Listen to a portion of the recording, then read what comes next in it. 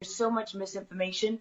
We've never really seen anything like it. I mean, I've been covering wars now for 35 years. Troops, it's not true. The Azov battalion has been murdering its way through eastern Ukraine. Yeah. We don't want to admit this. This was why Crimea voted for independence. This is why Crimea wanted to be with Russia.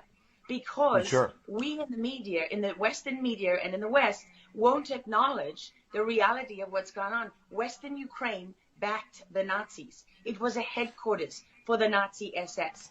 The CIA under Alan Dulles actually gave immunity from prosecution to the Nazis of Ukraine from the Nuremberg trials.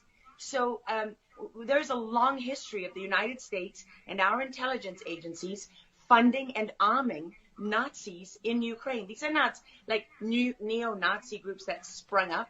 These are the actual Nazis from the Second World War, who, if you go back to the Nuremberg trials, said that they were planning for 1,000-year Reich.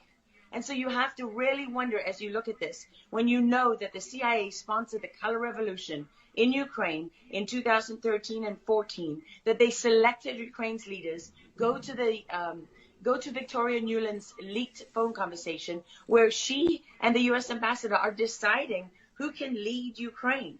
I mean, there's as much interference here as you could possibly imagine before you even get to Hunter Biden, Nancy Pelosi, John Kerry, and Mitt Romney, and all of their children who are employed, who earn millions from Ukrainian gas companies. Jump in. Yeah, I wanted to bring up the fact that President Zelensky is Jewish, and I don't know exactly how this factors in, but he's determining what this looks like, and I think that's a lot of what you said, Laura. I'd love to get your thoughts on that, what you just watched. What troubles me about the moment that we're in is that we have such a selective and a narrow reading of history.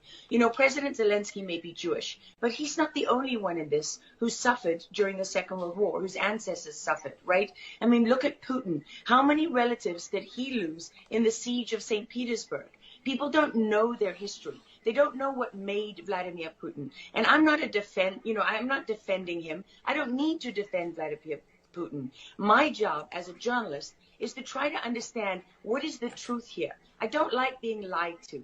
And we're being lied to on an epic scale. When we're told your only choice is you have to be 100% with Zelensky, who's a puppet, who you can find on the internet in black stilettos and leather pants, with shirtless, doing a spoof Dancing with the Stars kind of entertainment video. That's a mock of a Ukrainian group that does this kind of satanic occult type of music video. And I mean, Zelensky was selected like so many of our leaders. And honestly, with big tech and with election fraud these days, we don't know how many leaders all around the world have been selected for us and weren't actually voted in. But what we do know is that there are increasing problems with technology and the digitization of our world. Because look at what's happening with COVID.